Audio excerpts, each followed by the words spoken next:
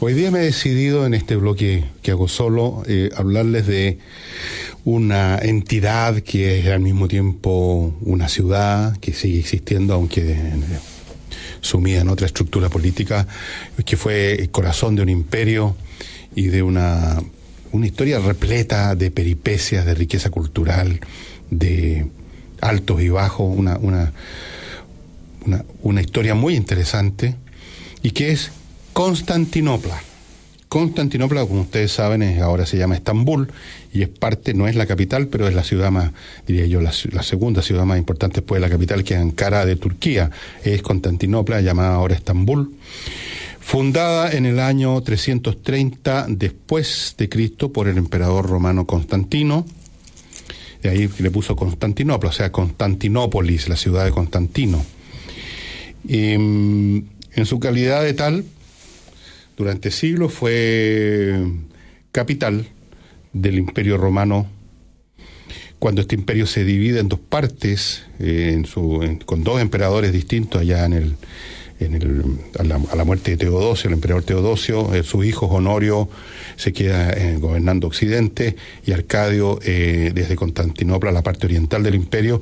Hacía rato que el imperio estaba con problemas tan graves, que multiplicados por su gran área, que ya no era posible, como en el pasado, gobernar desde Roma. Si ustedes miran el mapa, Roma queda como más o menos en la mitad de la península italiana, queda lejos, por lo tanto, de todos los sitios calientes que tenía el Imperio Romano, en las fronteras en el Danubio, o sea, en el Rin, en el Danubio, en lo que es los Balcanes, Oriente, ahí estaban en permanente conflicto con los partos, que era otro imperio, y entonces si había una emergencia era muy difícil estar al tanto de lo que estaba ocurriendo y movilizar esfuerzos desde Roma.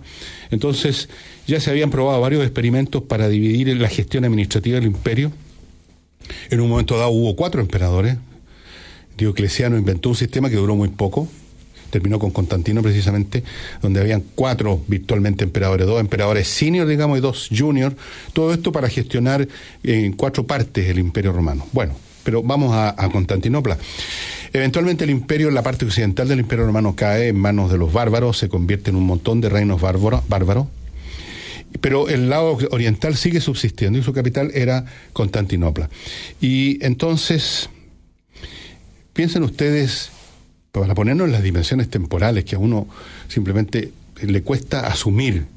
Vivimos un poco más al día. Hoy en día nos parece que los jóvenes saben que una película se filmó en 1995 y les parece poco menos que de la época de las cavernas.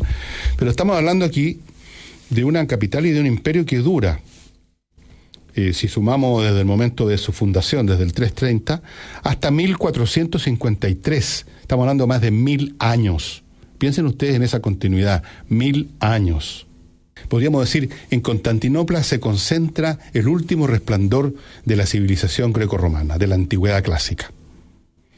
Cuando cae Constantinopla en 1453, es como que se le da el tiro de gracia a la última reliquia de ese imperio, que ya estaba muy reducido. Este imperio en distintos momentos crecía, se disminuía. Este imperio tenía, por supuesto, mucha riqueza, tenía por momentos poderosos ejércitos y crecía. En otros momentos, en las guerras perdía provincias, perdió mucho territorio con el Islam. O sea, a partir del siglo VII después de Cristo, el Islam le quitó, por ejemplo, todas sus posesiones en el norte de África, en Siria. El imperio quedó reducido finalmente a lo que tenía en los Balcanes, a algunas partes que tenía todavía en Italia, y por supuesto a Asia Menor, lo que ahora es Turquía propiamente tal. Pero cuando estamos hablando del final, que se produce ya vamos a hablar de esto porque fue muy conmovedor y fue muy interesante, tiene un toque melodramático que pareciera ser de una película de Hollywood. Cuando finalmente cae Constantinopla en el año 1453, atacada por los turcos, el imperio bizantino estaba reducido a la ciudad. Eso era todo. Y algunos pequeños barrios. Es una historia muy compleja y no tengo la más mínima intención, ni podría tampoco probablemente contarla. Ustedes pueden ver resúmenes de eso en el Wikipedia y en otras partes, o hay libros. Es muy interesante esta historia. esta reliquia del mundo antiguo que dura y dura y dura siglo tras siglo. Es una historia repleta de peripecias, de asesinatos dinásticos, de revoluciones, de disensiones, de momentos de gloria y momentos de dificultades tremendas. Varias veces los árabes, antes que llegaran los turcos, los árabes propiamente tal, trataron de conquistar Constantinopla y no pudieron. La ciudad era realmente un fortín.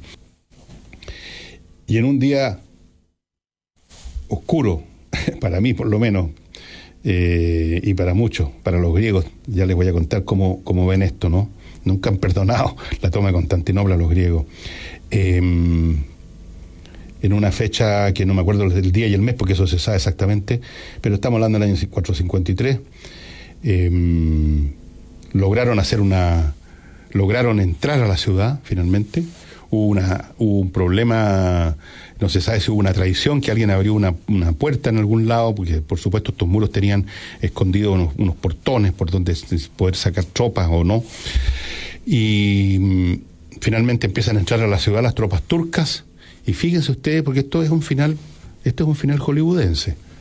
El emperador Constantino XI, rodeado de su círculo de hierro, llamamos, sus amigos, entre ellos este único caballero español, y sus cortesanos más cercanos, que no tenían intenciones de sobrevivir al imperio turco, al dominio de los turcos, que su ciudad milenaria se derrumbara.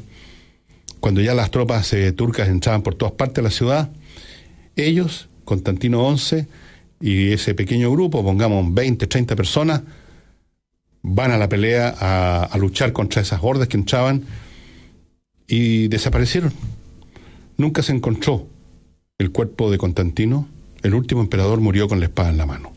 Creo que fue un digno final para esta historia increíble, un digno final. En las películas que ustedes puedan ver, porque hay algunas películas turcas sobre este tema, por supuesto los turcos no rescatan para nada este acto de Constantino, están preocupados de heroicizar a su gente, así que por ahí no.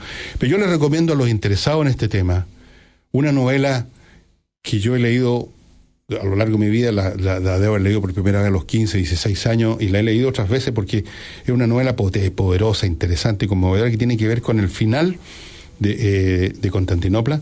Es de un autor finlandés, que se llama Mika Waltari, con W, Waltari. Mika, búsquenlo ustedes en Google, y el libro se llama El Ángel Sombrío.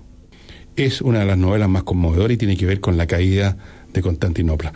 Pero hay un montón de libros de historia donde también se concentran no en la historia entera de Bizancio desde el Imperio Bizantino o de la ciudad desde que se fundó, sino que se centran en el último periodo cuando cae. Hay varios libros de historia, no los tengo aquí, pero ya se los voy a dar los títulos.